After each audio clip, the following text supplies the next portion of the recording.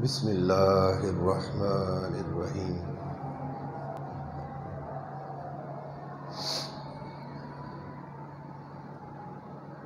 الصلاۃ والسلام علیک یا سیدی یا رسول اللہ وعلی آلک واصحابک یا سیدی یا حبیب اللہ۔ الصلاۃ والسلام علیک یا سیدی یا رسول اللہ وعلی آلک واصحابک یا سیدی یا نبی اللہ۔ الصلاۃ والسلام علیک یا سیدی یا رسول اللہ وعلی آلک واصحابک یا رحمۃ للعالمین صلی اللہ علیہ وسلم۔ تمام تعریفیں، سب طرح کی تعریفیں اللہ ہی کے لیے۔ تمام تعریفیں، سب طرح کی تعریفیں رب کائنات ہی کے لیے، جس نے آدم علیہ السلام سے مخلوق کو پیدا فرمایا، اور درود ہو، سلام ہو اس ذات عالی پر، اس ذات پاک پر جنہیں اللہ تبارک تعالیٰ نے سب سے پہلے پسندیدہ بنایا۔ وہ میرے آقا و مولا ہیں، وہ میرے مرشد پاک کے آقا و مولا، وہ ہم تمام غلاموں کے آقا، وہ اس کائنات کے مرکز اور خوبصورتی کے تخت پر جلوہ فرما ہے۔ وہ اس کائنات کے مرکز اور خوبصورتی کے تخت پر جلوہ فرما ہے۔ وہ تمام انبیاء علیہ السلام پر آخری مہر ہے۔ وہ اول بھی ہیں، وہ آخر بھی ہیں، آپ ظاہر بھی ہیں، باطن بھی۔ اے اللہ، وہ تیری ساری کائنات میں، ساری مخلوق میں، تیری خالقیت کے کل دائرے میں سب سے بہتر ہے۔ اے اللہ، ان پر ہمیشہ ہمیشہ درود و سلام۔ اے اللہ، ان پر ہمیشہ ہمیشہ درود و سلام۔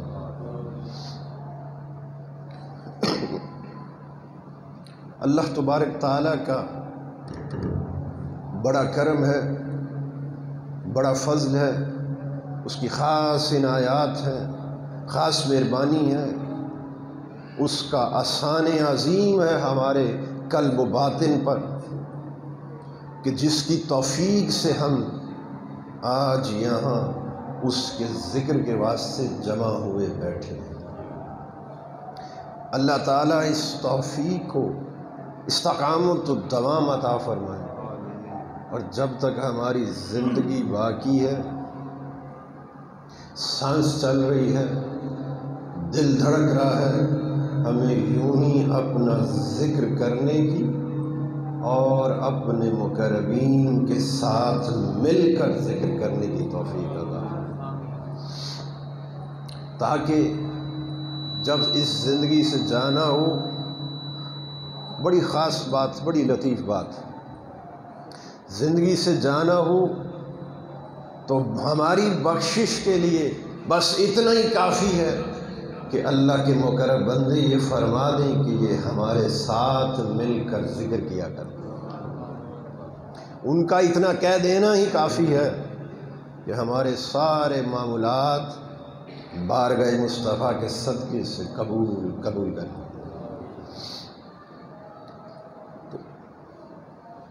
قبل اس کے کہ آج کی گفتگو کا آغاز کیا جائے، تو چند باتیں جو مختصر سی کرتے ہوئے آگے بڑھیں گے، جو میں نے یہاں آ کر محسوس کی اور تزکیے اور تصفیے کا سامان دینا چاہتا ہوں اصلاح قلب کے لیے اور تقویت قلب کے لیے اور عقیدہ اور ایمان پختہ کرنے کے لیے۔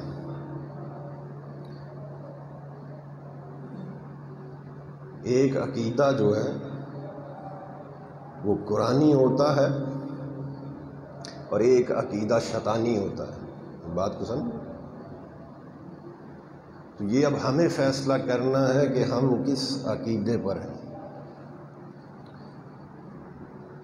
ابھی یہاں پر جب ہم آئے، اکثر ایک سوال بھی پیدا ہوتا ہے اور بہت سو نے مجھ سے کیا بھی، تو میں اس ابتدائی قاعدے کے اندر، ابتدائی لمحات کے اندر اس کا مختصر سے حوالوں کے ساتھ اس کا جواب دیتے ہوئے آگے بڑھوں گا کہ یہاں جب آئے تو ناصر نے ایک نعت پڑھی جو منقبت تھی میرے مرشد کریم کی، پڑھی؟ اب اس کے اندر کچھ کلمات ایسے تھے کہ جو براہ راست مرشد کریم سے مدد طلب کی جا رہی ہے، ان کا وسیلہ مانگا جا رہا ہے، اور دینے والا تو اللہ ہی ہے نا، مگر دینا تو رب ہی نے ہے۔ تو کچھ افراد یہ کہتے ہیں، یہ ان کی سوچ و فہم کا مرکز یہ بات ہے کہ اللہ دینے والا ہے تو پھر براہ راست اللہ سے مانگو۔ کیا خیال ہے؟ اس کے بندوں سے کیوں مانگتے ہو، یا اس کے بندوں کا وسیلہ کیوں دیتے ہو؟ بولیے یہ سوال پیدا ہوتا ہے کہ نہیں؟ آج میں اس سوال کا جواب بتاتا ہوں۔ سیدنا یوسف علیہ السلام، یہ بڑی معروف بات ہے، سارے جانتے ہیں، آپ کے قصے کو قصص الانبیاء میں سے ہو، اللہ کے کلام کے اندر تلاش کر لیں، مکمل تفصیل کے ساتھ ملتا ہے۔ جب آپ کے ہجر و فراق کے اندر روتے روتے، یہ میری باتوں کو بڑی توجہ کے ساتھ سن لو، وقت نہیں، میں اس کی وضاحت زیادہ نہیں کر پاؤں گا، آج کے موضوع کی طرف بھی جانا ہے۔ تو جس وقت آپ کے والد گرامی آپ کے ہجر و فراق کے اندر روتے رہے، اتنا روئے کہ بینائی جاتی رہی، ایسا ہی ہے۔ جب بینائی چلی گئی اور وقت مقرر آیا، تو اس وقت مقرر کے اوپر غور کریں، سیدنا یوسف علیہ السلام نے کیا کہا، اپنے بھائی سے کیا کہا؟ یہ میرا کرتا لے جاؤ۔ الفاظ پر غور کریں، میرا کرتا لے جاؤ، اسے میرے والد کی آنکھوں پر رکھنا، اللہ تعالیٰ کی ذات اس کے وسیلے سے انہیں بینائی عطا کرے۔ یہ نمبر ایک دلیل۔ کہنا تو عقل معاش و مات تو یہ کہتی ہے کہ پیغمبر سے بڑھ کر کس کا علم ہے، جو الوہی بصیرت پر ہے، ہدایت آسمانی پر معمور ہے، جس کے وجود سے لوگوں کو ایمان نصیب ہوتا ہے، اس سے بڑھ کر کس کا علم ہو سکتا ہے؟ انہیں تو یوں کہنا چاہیے تھا کہ جا کر خود بھی دعا کرتے اور بھائی سے بھی کہتے کہ جا کے دعا کرنا، اے اللہ میرے والد کی نگاہ عطا کر، ان کی بینائی عطا کر۔ بولو، ایسا ہونا چاہیے تھا نا، مگر انہوں نے ایسا نہیں کیا۔ اپنے کرتے کو، قمیض کو وسیلہ کیوں بنایا؟ بات کو سمجھے؟ اب اس سے بھی آگے بڑھیں۔ ہمارے آقا و مولا نبی اکرم صلی اللہ علیہ وآلہ وسلم، آپ کی سنت پاک کو بھی دیکھ لو۔ ایک مرتبہ ایک صحابی آپ کی بارگاہ میں حاضر ہوا، نابینا تھے، اور رو کر آپ کی بارگاہ میں عرض کرنے لگے، یا رسول اللہ صلی اللہ علیہ وآلہ وسلم، بینائی نہیں ہے، کرم کیجئے کہ بینا ہو جاؤں۔ آپ نے بڑی لطیف بات فرمائی، آپ فرمانے لگے کیا میں تمہیں نہ دعا سکھا دوں؟ جو دعا میرے پاس لے کر آئے ہو کیا یہ دعا تجھے نہ سکھا دوں؟ عرض کی یا رسول اللہ صلی اللہ علیہ وآلہ وسلم آقا سکھا۔ کہا گھر جا کر 2 نفل ادا کرو اور اس کے بعد دعا یوں کرنا۔ میں اس دعا کے اندر سے بڑے خاص جو ایک نکتہ ہے وہ میں آپ کو بتا رہا ہوں۔ وہ دعا کیا تھی؟ اے اللہ مجھے بینائی عطا فرما، اپنے حبیب محمد مصطفیٰ صلی اللہ علیہ وآلہ وسلم کے صدقے اور وسیلے سے۔ بولیے، ڈائریکٹ کہنا چاہیے سی نا، بینائی تو اللہ نے دینی ہے نا۔ ڈائریکٹ کہتے باری تعالیٰ میں نے 2 نفل ادا کیے، اسے قبول فرما لے اور مجھے بینائی عطا کر دے۔ نہیں، وہ دعا کیا تھی؟ اور وہ دعا سنے آقا نے خود بتائی۔ کہتے ہیں ابھی آمین نہیں کہا تھا کہ بینائی آ۔ پھر وہی صحابی فرماتے ہیں کہ حضور علیہ الصلوۃ والسلام کے پردہ فرمانے کے بعد صحابہ کا اور تابعین کا دور تھا، تو ایک شخص ان کے پاس آیا اور سیم اسی مسئلے کے اندر کہ بینائی نہیں تھی، آپ نے اسے بھی وہی وظیفہ بتایا، اس نے بھی اسی طرح سے دعا کی حضور کا وسیلہ اور واسطہ دے کر، اور اللہ تعالیٰ نے اسے بینائی عطا کر۔ اب یہ تیسری اور آخری دلیل جو بڑی مختصر سی، وگرنہ یہ ایک بات ہی اتنی جامعہ ہے کہ اس پر کئی جمعہ پاک کا بیان کیا جا سکتا ہے، وقت نہیں، میں اسے بس سمجھانے کے واسطے مختصر سا اس کے اندر سے لے رہا ہوں۔ نبی اکرم صلی اللہ علیہ وآلہ وسلم نے ارشاد فرمایا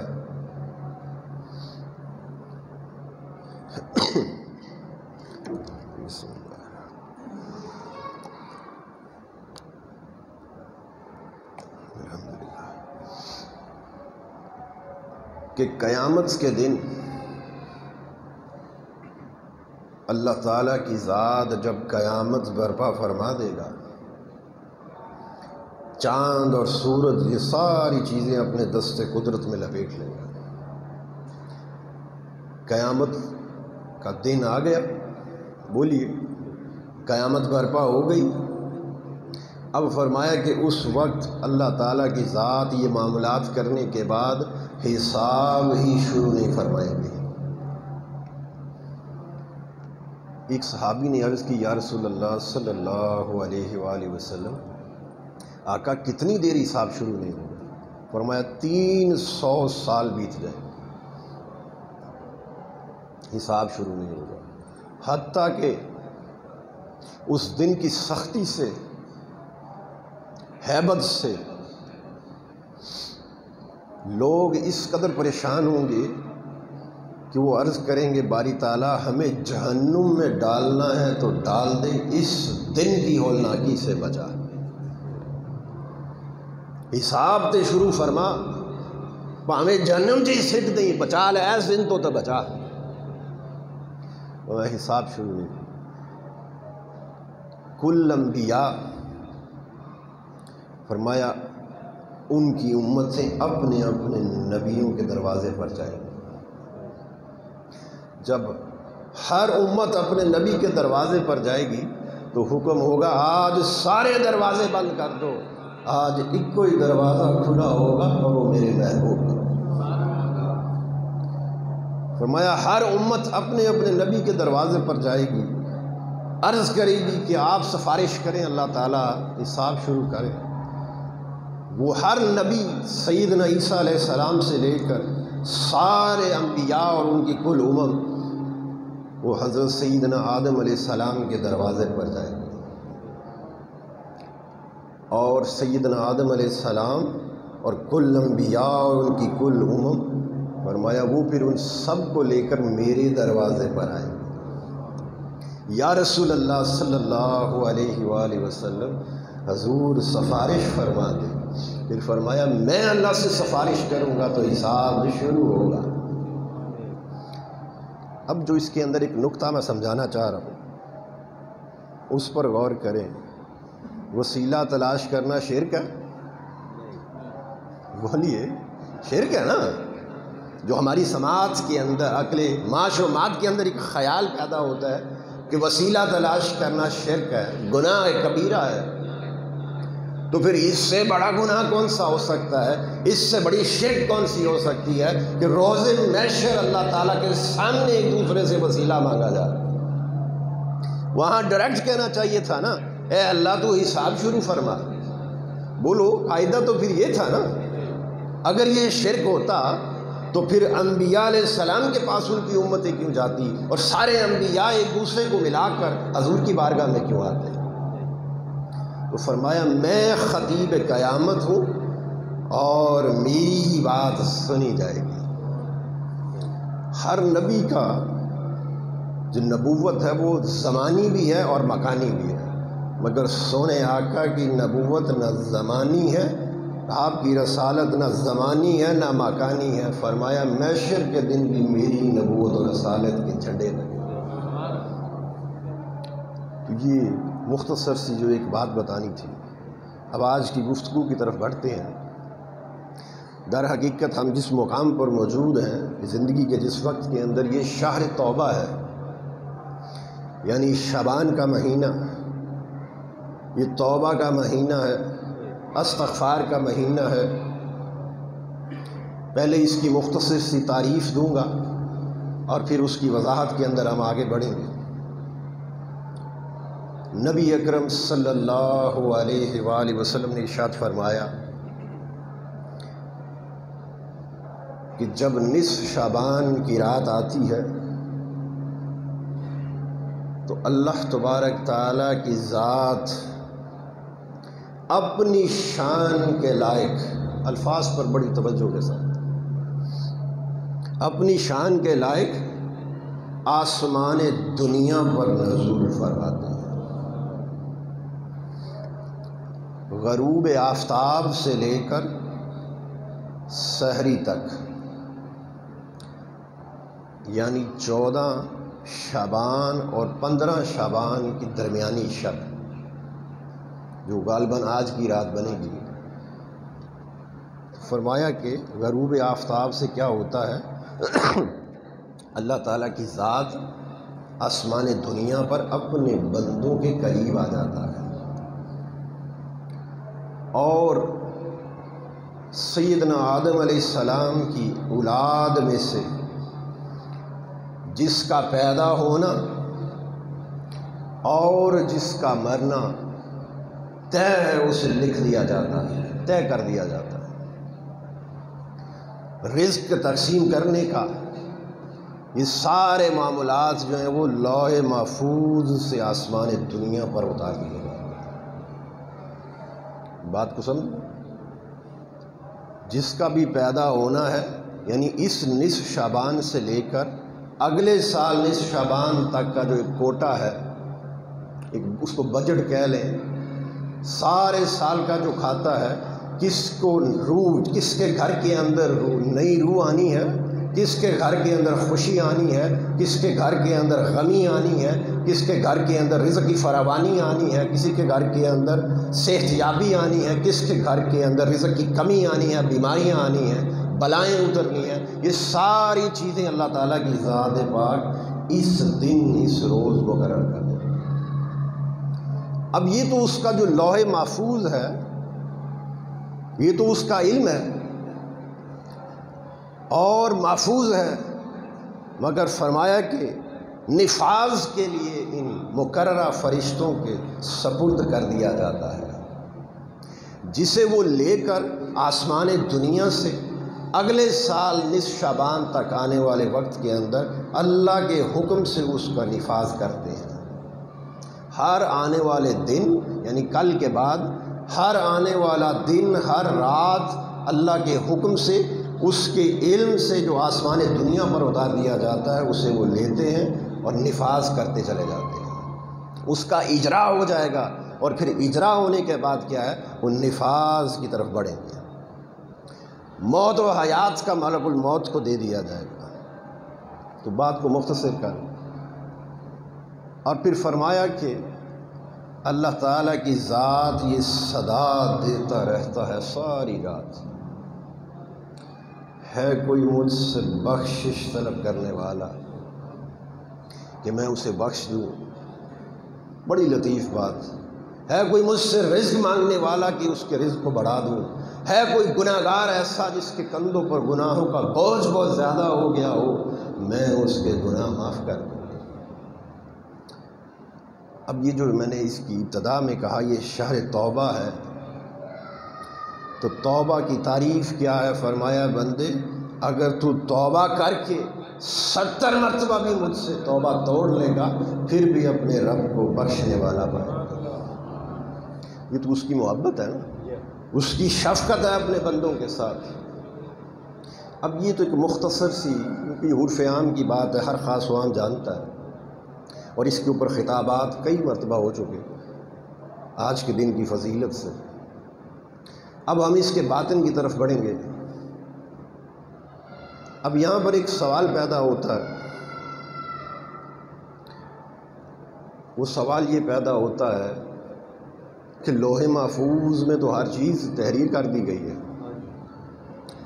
تقدیر کا قلم اللہ کے دست قدرت میں بولیے، اور قیامت تک آنے والے ہر شخص کی تقدیر لکھ دی گئی ہے، اور حدیث پاک کے اندر ہے تقدیر بدلتی نہیں مگر صدقہ اور دعا سے بدل جاتی ہے۔ تقدیر اٹل ہے، بدلتی نہیں، مگر صدقے سے اور دعا سے اللہ تعالیٰ اسے بدل دیتا ہے۔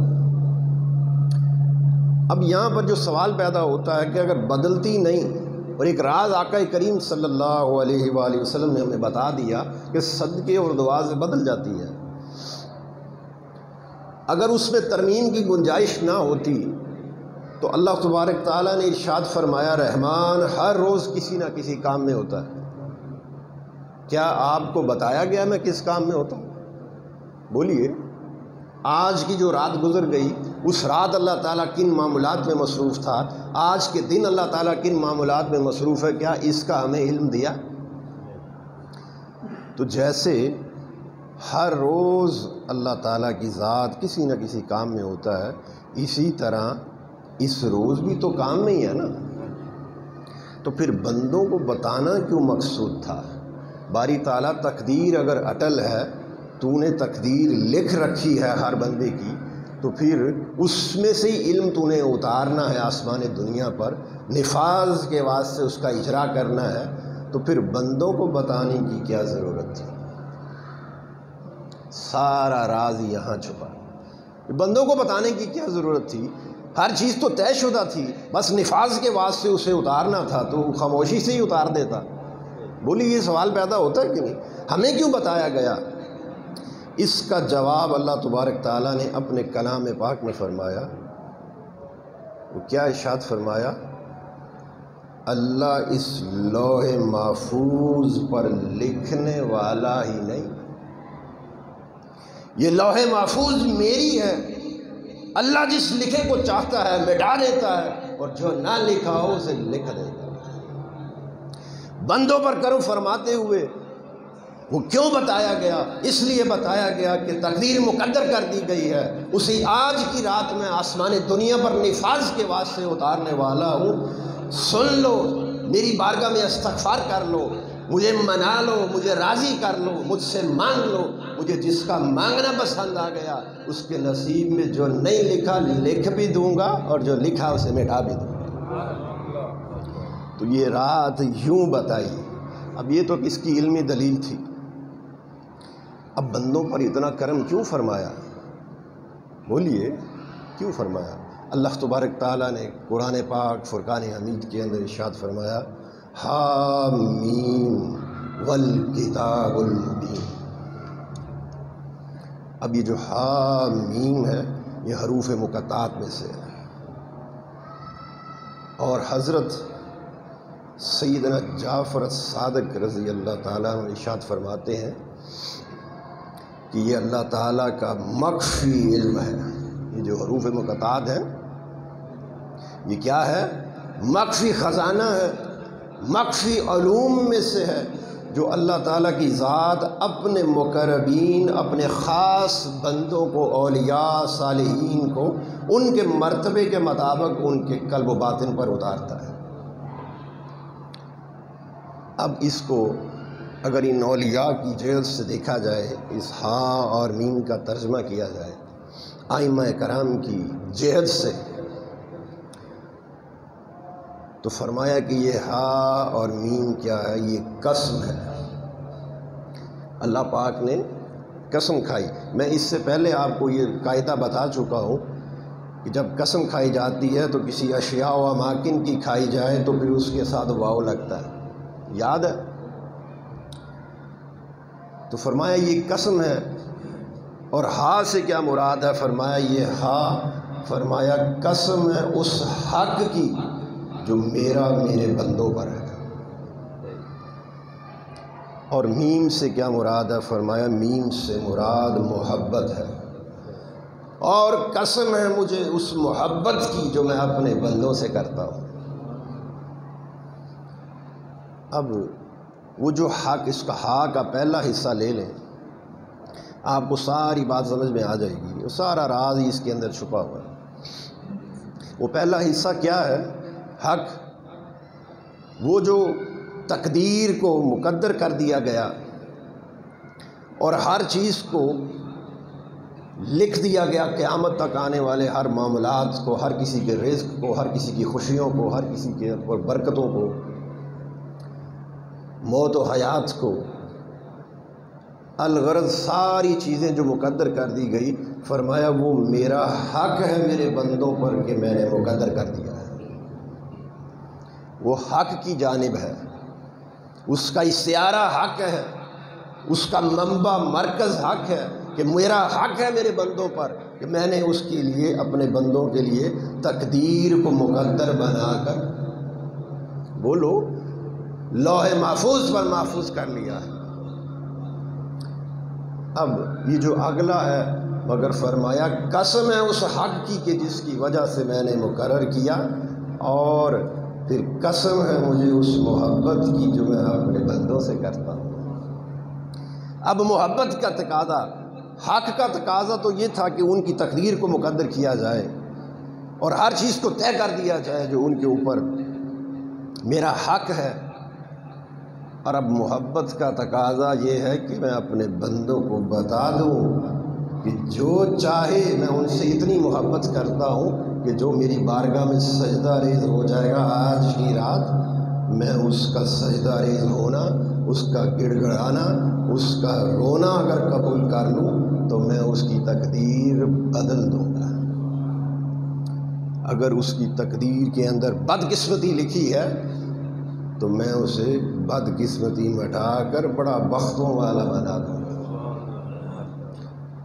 فرمایا کہ اس رات اللہ تعالیٰ کی ذات بخشش بڑی عام فرما دیتا ہے، ماں سوائے مشرک، کافر، یہ عرف عام کی بات ہے، اور کینہ بغض رکھنے والا قاتل، ان کے سوا، ان کو چھوڑ کر بقیہ ساروں کو اللہ تعالیٰ جسے چاہتا ہے بخشتا چلا جاتا ہے۔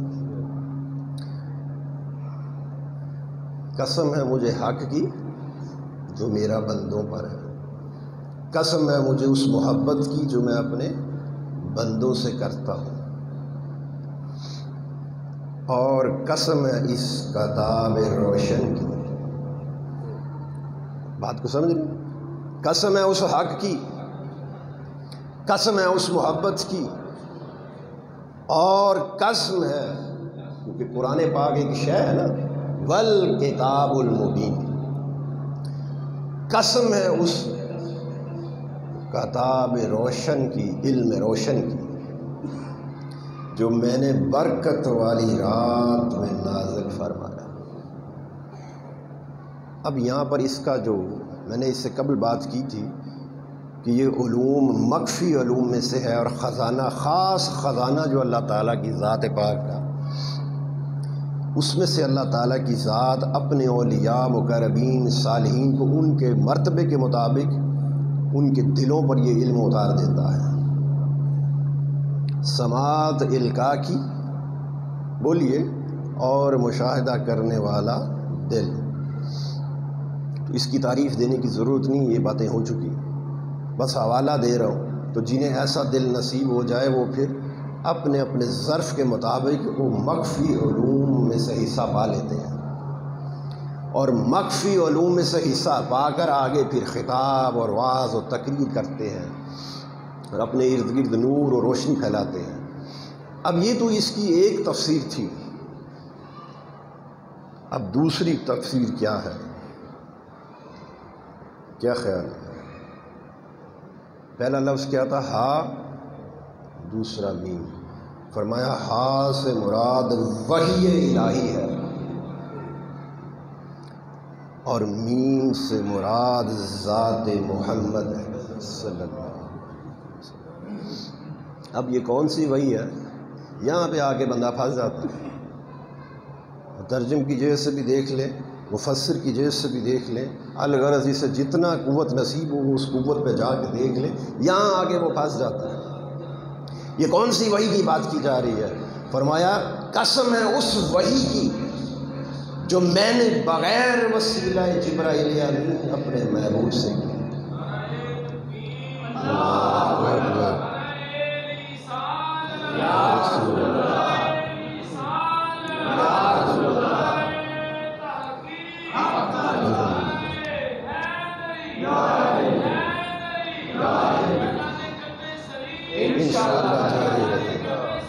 انشاءاللہ جاری رہے گا، انشاءاللہ جاری رہے گا.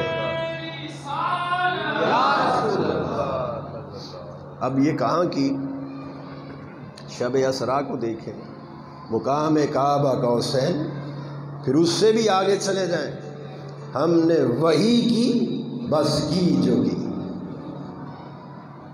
میں حوالہ دے رہا ہوں، مختصر سا وقت آپ کا ہو گیا، بات آگے کرنی ہے ابھی.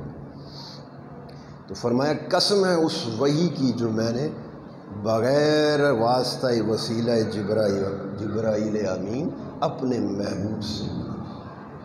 قسم ہے اس علم کی جو میں نے بغیر وسیلے کے براہ راست اپنے سونے محبوب کو عطا کیا. اور قسم ہے میرے محمد مصطفیٰ کی صلی اللہ علیہ وسلم. اور قسم ہے اس روشن کتاب کی جو میں نے اپنے محبوب کے برکت والے وجود میں اتارا. بات کو سمجھو. اب برکت والا وجود، یہاں پر ایک سوال پیدا ہوگا کہ اللہ پاک نے تو اگر مترجم کی جگہ سے دیکھا جائے تو وہاں پہ تو برکت والی رات کا ہے، لیل کا لفظ استعمال کیا ہے. بات کو سمجھ رہے؟ تو برکت والی رات کا ہے، تو پھر اس کا کیا مطلب ہے کہ آپ کے وجود پاک کو اللہ پاک نے وجود ظاہر کو رات کا ہے؟ بولو. پھر اس کے مطابق تو پھر اس تفسیر کے مطابق تو پھر وجود مصطفیٰ کو رات کا ہے نا. اس کا راز کیا ہے؟ رات کی اپنی تاریکی نہیں ہوتی، یہ قاعدہ سمجھ لیں. دن کا اجالا اپنا نہیں ہوتا اور رات کی تاریکی بھی اپنی نہیں ہوتی. یہ سورج کے ساتھ ہے. جب سورج نظر آ جائے، بڑی خاص بات کر رہا ہوں، سورج طلوع ہو اور بلا حجاب نظر آتا ہو تو وہ دن بن جاتا ہے، اور اگر سورج چھپ جائے، غلاف کے اندر چلا جائے، پردے میں چلا جائے، تو پھر فرمایا وہ رات کہلاتی ہے. تو فرمایا میرے محبوب کے سینے کے اندر، آپ کے باطن کے اندر، وہ جو آپ کی روح پاک کا ایک سورج طلوع ہے، اس سورج طلوع کے اوپر جو آپ کے وجود ظاہر کے حجابات ہیں، لیل کہتے ہیں پردے کو. بات کو سمجھ رہے؟ رات جسے ہم کہتے ہیں یہ ایک پردہ ہے جو کھینچا چلا آتا ہے. ہم نے اپنے محبوب کے وجود پاک کے اندر وہ جو میرے نور کا چراغ سورج سراج منیرہ کہا کہ نہیں، پکارا کہ نہیں آپ کو؟ وہ کیوں پردہ کیا؟ اس لیے کیا کہ میرے بندوں سے، وہ جو پہلی تفسیر ہا اور میم کی، میں اپنے بندوں سے محبت بھی کرتا ہوں. سونے کو حجابات بھی اس لیے رکھا کہ ممکن تھا کہ میرے مصطفیٰ کا نور کوئی تک ہی نہ سکے، اندھا ہو جائے، آپ کے حسن و جمال کی کوئی تاب ہی نہ لا سکے. نابینا نہ ہو جائے. پھر اگر نابینا ہو جاتے تو پھر اطاعت کہاں سے ہوتی، شریعت کہاں سے ملتی، احکامات کا نفاذ کہاں سے ہوتا؟ یہ ساری چیزیں تو پھر نہیں نہ ہونی تھی. تو فرمایا کہ آپ کے وجود ظاہر کو حجاب بنایا ہمارے لیے کہ ہم سونے کو تک تو سکیں نا، آپ کی آغوش غلامی میں جا تو سکیں. تو یہ اس کا ایک مختصر تھا، وقت ہوتا جا رہا. تو پھر آگے بڑھیں. اب جو تیسری بات میں نے کہی کہ قسم ہے اس وحی کی، قسم ہے ذات محمد صلی اللہ علیہ وآلہ وسلم کی اور اس کتاب روشن کی جو میں نے برکت والی رات میں. اب یہاں پر روایت ملتی ہے کہ قرآن پاک کے نزول کی رات، فرمایا یہ جو رات آج آنے والی ہے نصف شعبان کی رات ہے. اب آپ کہیں گے کہ اگر یہ قرآن پاک کے نزول کی رات ہے، بولیے تو پھر لیلۃ القدر کیا ہے؟ اللہ پاک نے تو فرمایا کہ ہم نے لیلۃ القدر میں قرآن پاک کو نازل فرمایا.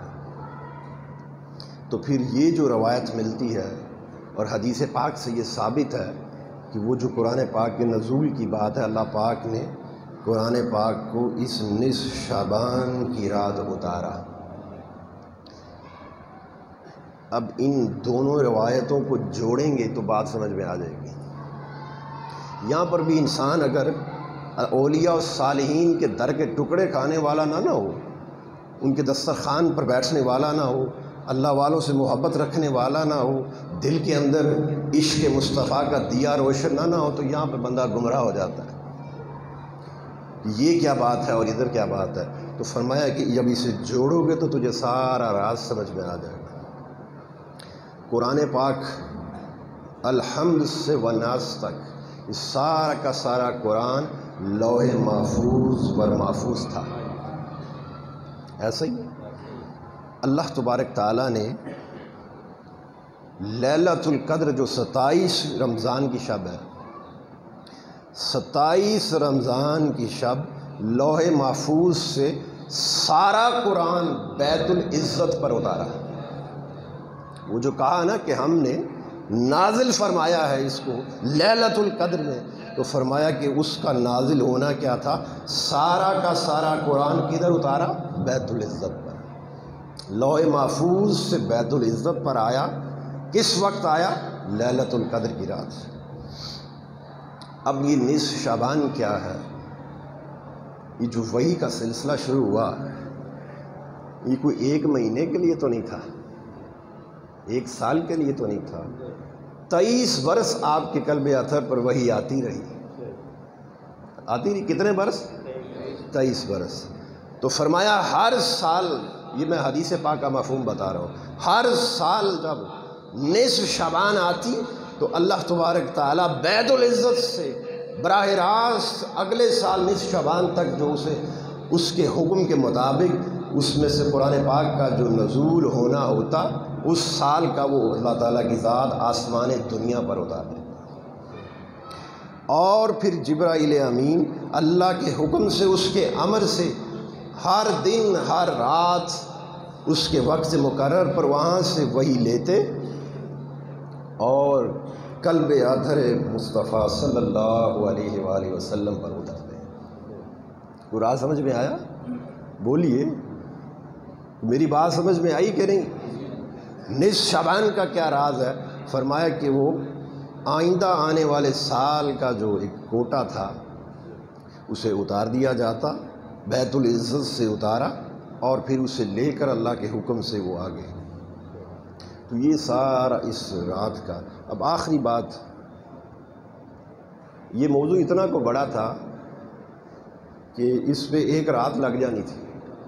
اور ادھر قاری صاحب بیٹھے ہیں، قاری صاحب کی یہ خواہش تھی کہ آج رات کو محفل رکھی جائے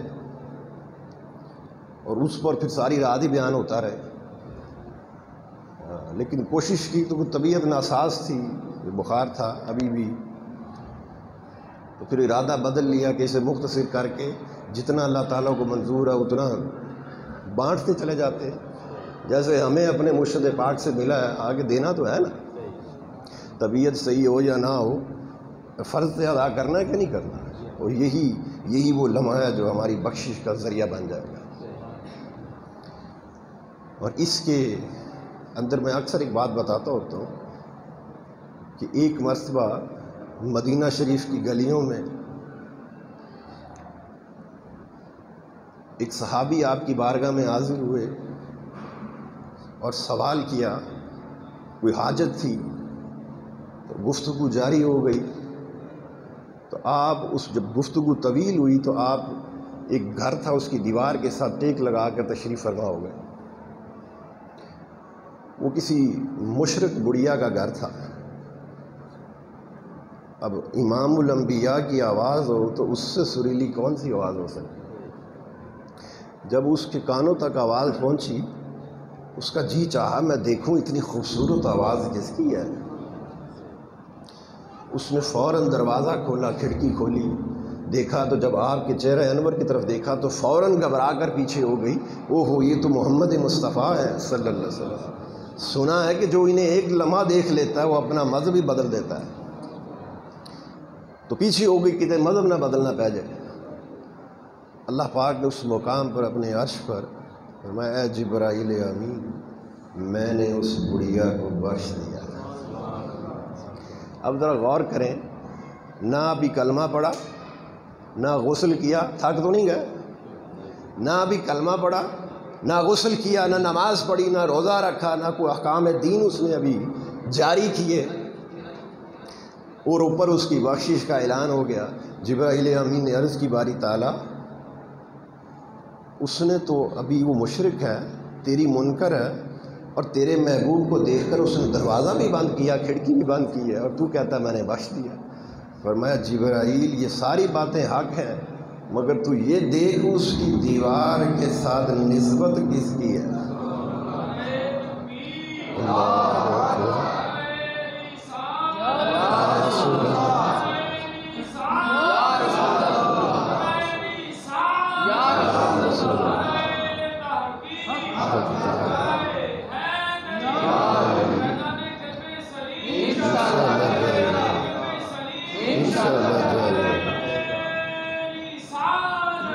رسول اللہ، تو یہ نہ دیکھ، یہ دیکھ کہ اس کے گھر کی دیوار کے ساتھ ٹیک کس نے لگائی ہے۔ میں نے اپنے اس سونے محبوب کے صدقے سے اس نسبت سے اسے بخش دیا۔ اب جو نقطہ میں بتانا چاہتا ہوں، آپ تو کلمہ گو ہیں، حضور کے امتی ہیں، آپ سے محبت کرنے والے ہیں، آپ پر درود السلام پڑھنے والے ہیں، یہاں ساری بیٹھ کر حضور کی باتیں سن رہے ہیں، میں کر رہا ہوں، آپ سن رہے ہیں، کیا رب اپنے عرش پر ہمیں نہیں کہے گا کہ بخش دیا، بخش دیا؟ میرے محبوب کی باتیں کر رہے ہیں، میرے محبوب کے حسن و جمال کی بات کر رہے ہیں، جہاں میں نے اپنے محبوب کے صدقے نہ لوں۔ وہ لو، یہ ایک ایمان کا تقاضا ہے کہ نہیں؟ دل کہتا ہے کہ نہیں؟ تو حضور کی نسبت سے انسان بخشا۔ تو آخری بات جو کرنی تھی، بات یہ تھی کہ اس رات رجوع کیسے کیا جائے۔ توبہ کہتے ہیں رجوع کرنے کو، اور توبہ کے بھی مرتبے ہیں۔ ایک مرتبہ توبہ ہے، ایک انابت ہے، ایک اوبہ ہے۔ تو ہر شخص اپنے اپنے مرتبے کے مطابق اللہ تعالیٰ سے رجوع کرتا ہے، اور رجوع سے مراد کیا ہے؟ انسان جب توبہ کرتا ہے تو جس کام پر، جس کارگزاری پر وہ پہلے ہوتا ہے اسے ترک کر دینا، اسے چھوڑ دینا، اور اللہ تعالیٰ کی طرف رجوع کر لینا، اسے توبہ کہتے ہیں۔ غفلت کو چھوڑ دینا اور اللہ تعالیٰ کی طرف رجوع کر لینا، یہ توبہ ہے۔ تو اب رجوع کیا ہے؟ سب سے قوی رجوع کیا ہے؟ فرمایا وہ نماز ہے۔ جب بندہ اللہ تعالیٰ کے سب سے قریب کب ہوتا ہے؟ حدیث پاک میں جب وہ سجدے میں ہوتا ہے۔ معروف حدیث پاک ہے، سنی ہے نا سب نے؟ بندہ اپنے رب کے قریب کب ہے؟ جب سجدے میں۔ تو فرمایا کہ اللہ سے تعلق جوڑنا چاہتے ہو تو وہ نماز ہے۔ اب وہ کیسی نماز ہے؟ ایک نماز تو وہ ہے جو ہم پڑھتے ہیں، ایک نماز ایسی ہے جو یہ اولیاء پڑھتے ہیں، جن کی نماز معراج بن جاتی ہے۔ فرق کیا ہے؟ تو آج کوشش کرنا کہ ان اولیاء جیسی نماز پڑھنا، وہ نماز کیا؟ حضرت ختم شیخ ختم عاصم اپنے دور کے بڑے چوٹی کے بزرگ گزرے ہیں. آپ سے کسی نے سوال کیا حضرت آپ نماز کیسے پڑھتے ہیں؟ آپ فرمانے لگے میں نماز سے قبل 2 وضو کرتا ہوں. بڑی خاص بات، نماز سے پہلے 2 وضو کرتا ہوں. ایک وضو پانی سے کرتا ہوں اور ایک وضو توبہ سے کرتا ہوں. جب ہاتھ دھوتا ہوں تو چشم تصور کے اندر یہ خیال پیدا کرتا ہوں پروردگار جس طرح پانی سے میرے ہاتھ دھل کر صاف شفاف ہو گئے ہیں اسی طرح میرے ہاتھوں کی توبہ قبول فرما. ان ہاتھوں سے جتنے بھی گناہ آج سے قبل ہوئے ہیں باری تعالیٰ اس پانی کی طرح میرے ہاتھوں کے گناہوں کو بھی دھو ڈال، اور آئندہ کبھی میرے ہاتھوں سے کسی کے لیے کوئی خطا کا معاملہ نہ ہو، کسی کے لیے ظلم کے واسطے نہ اٹھیں، دھوکہ کے واسطے نہ اٹھیں. یہ عہد کرتا ہوں. اسی طرح مختصر کر، اسی طرح جب وہ اپنے چہرے کو دھوتے تو فرماتے میرے چہرے سے بھی گناہوں کی توبہ، میری نگاہوں سے بھی گناہوں کی توبہ کہ نہ کسی ایسی شے کو نہ تکوں. کان میں جب انگلی ڈالتے تو یہ نیت کرتے کہ آج سے قبل کوئی غیبت سنی ہو، کوئی ایسی آواز سنی ہو جسے تو نے ناپسند فرمایا ہو تو اسے بھی دھو ڈال، اور آئندہ سے عہد کرتا ہوں کہ کبھی ایسی کوئی آواز کسی کی غیبت نہیں سنی. پھر فرمایا کہ مصلی پر کھڑے ہو جاتا ہوں. اب نماز کیا ہے؟ گویا اپنی نگاہ سے کعبۃ اللہ کو دیکھ رہا ہوں. اب چہرے کی نگاہ سے دیکھنا تو ممکن نہیں ہے، مگر خیال کی نگاہ سے تو دیکھا جا سکتا ہے. کہ ایک تصور تو من میں قائم ہو جاتا ہے نا کہ کعبۃ اللہ کا سین ہے اور اس کے غلاف پر نور حق چمک رہا ہے اور نگاہیں میری اس کعبے کے دروازے پر جڑی ہیں. پھر فرمایا ایسا تصور بناتا ہوں، اور پھر یہ تصور بنانے کے بعد کیا کرتا ہوں، یہ جو ابرو ہے جسے آپ آئی برو کہتے ہیں، اس کے درمیان میں مقام ابراہیم کو کرتا ہوں. ایک نماز ساڈی بھی تو ہے نا، ٹکرا ماریاں تو چل بھائی. اور اس نماز کے دوران جب وضو کرتے ہیں یا وضو کر کر بیٹھ جاتے ہیں تو کوئی آ کے تلخ کلامی کرے تو انہوں کہتے ہیں نبلنا کہ تیرے نہ میں وضو کیتا دا جائے. ایسا ہوتا ہے کہ نہیں؟ میں ذرا نمازی حالت چاہیے میں ذرا سلام بے اللہ دے ترما داسنا ہے. یہ کیسی نماز ہے؟ یہ ہماری نماز ہے. تو فرمایا کہ پہلے وضو ہی توبہ سے کرتے ہیں اور پھر نماز کے اس کو اس ابرو کے درمیان مقام ابراہیم کو رکھتا ہوں. اور پھر جنت میرے داہنی طرف ہوتی ہے. جب مقام قیام پر ہوتا ہوں تو جنت میری داہنی طرف ہوتی ہے اور جہنم میری بائیں طرف ہوتی ہے. اور نیچے میرے پل صراط ہے کہ پل صراط پر کھڑا ہوں، سامنے اللہ کا گھر ہے، ادھر جنت ہے ادھر جہنم ہے، اور خوف ہے کہ کہیں خیال بھی کہیں نہ چلا جائے کہ میں گر نہ پڑوں. پل صراط پر کھڑا ہوں، توجہ اللہ تعالیٰ کی طرف سے ہٹے نہ، اور پیچھے ملک الموت ہے کہ بس میری نماز کا انتظار کر رہا ہے، یہ آخری نماز ہے کہ بس پھر روح قبض کر لی جائے. اب مجھے بتائیں، آپ کا فرمان تو یہاں تک تھا، اب مجھے بتائیں جس بندے کی نماز ایسی خیال کے اندر غرق ہو کر نماز جو بندہ پڑھے کہ گویا آخری نماز پڑھ رہا ہے، اس کی نماز پھر خوب درست ہے کہ نہیں؟ اس کی ایسی کیفیت محرک نماز کی ہو. تو اب اپنے سلسلہ جو ایک طریقت چلتا ہوا آ رہا ہے اس کے اندر سے بھی ایک بات بتاتا جاؤں. یہ اولیاء کرام، اور میں نے اپنے مرشد پاک رحمۃ اللہ علیہ اور ان سے سنا ان کے مرشد پاک کا، اور بابا جی زبیر تسی تے ملے دے ہو، ان کے اندر بھی میں نے یہ معاملہ دیکھا کہ جب نماز پڑھنی تو ہاتھ ایسے جب بلند کرنے تکبیر، تو یہ ہم جو ہاتھ بلند کرتے ہیں یہ کیوں کرتے ہیں؟ کبھی غور کیا آپ نے؟ باری تعالیٰ تیری کبریائی کے سامنے، تیری تعظیم کے واسطے میں ہر شے تو تیرے ہر غیر تو چک لے تیری بارگاہ چ حاضر ہاں، میرے ہاتھوں میں اب تیرا غیر نہیں ہے، کوئی اور شے نہیں، بس تیری تعظیم کے واسطے تیری کبریائی کے سامنے کھڑا۔ اور پھر فرمایا جس طرح پروردگار عالم، ایک نیت تو نماز کی ہم بھی کرتے ہیں نا، یہ آج میں ان اولیاء کی نیت بتا رہا ہوں۔ پھر جب قیام کی طرف جاتے ہیں اور ثنا پڑھتے ہیں تو فرمایا وہ سرگوشی کرتے ہیں اپنے رب سے۔ آپ نے اکثر دیکھا ہوگا اللہ والوں کو، وہ جب نماز پڑھتے ہیں تو ان کا چہرہ ایسے داہنی طرف ہوتا ہے، ذرا سا قیام میں جب ثنا پڑھ رہے ہوتے ہیں نا، نوٹ کرنا کبھی ولی کامل ہو صحیح تو ایسے چہرہ تھوڑا سا داہنی طرف ہوگا اور آنکھیں نیچے ہوں گی، جیسے گویا سرگوشی چل رہی ہے۔ وہ اللہ سے باتیں کرتے ہیں، سماعت القا کی اور مشاہدہ کرنے والا کی۔ تو فرمایا کہ پھر وہ اللہ تعالیٰ سے جب وہ سرگوشی کرتے ہیں تو وہاں عرض کرتے ہیں پروردگار جیسے میں نے اپنے ہاتھ ہر شے سے اٹھا لیے ہیں، سونیا میرے دل سے بھی اپنے ہر غیر کو اسی طرح اٹھا کر اپنی محبت کو بسا دیں۔ تو فرمایا کہ سلام ابھی پھیرتے نہیں ہیں، ان کا دل اللہ کے غیر سے پاک، منزہ اور لطیف، قلب سلیم بن جاتا ہے۔ تو ایسی نماز، ایسی کیفیت اپنے اوپر طاری کرو۔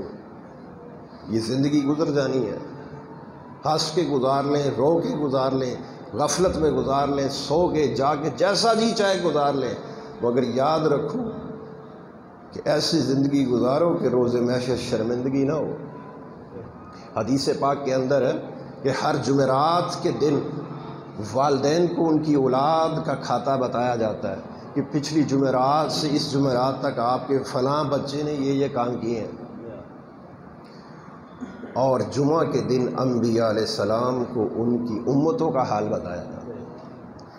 اب آپ یہ دیکھیں کہ اگر سارا ہفتہ فسق و فجور ہو، گناہ ہو، خطائیں ہوں، تو جمعرات کے دن والدین کے سامنے بھی شرمندہ ہوئے۔